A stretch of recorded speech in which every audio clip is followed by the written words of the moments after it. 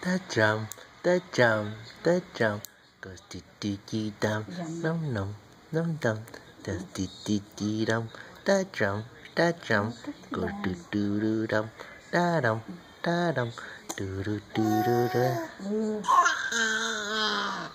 Master,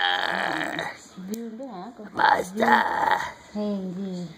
Hello again, Master. Bạn Dương nó Master. Dương với là nói gì rồi Con làm đi. Theo hả? Con làm đi. Dương nó 2 tuổi. 2 tuổi mà Logan mới có 6 tháng mà Logan biết chơi với người ta rồi hả?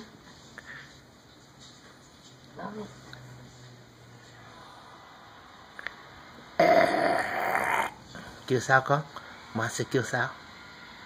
Hả? Master kêu sao? Tay bên đây xong rồi. Ok con vỗ nắp.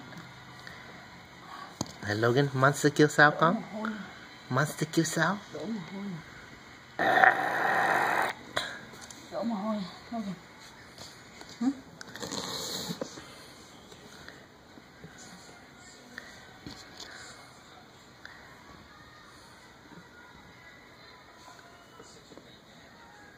Mami cũng còn ngủ theo Logan.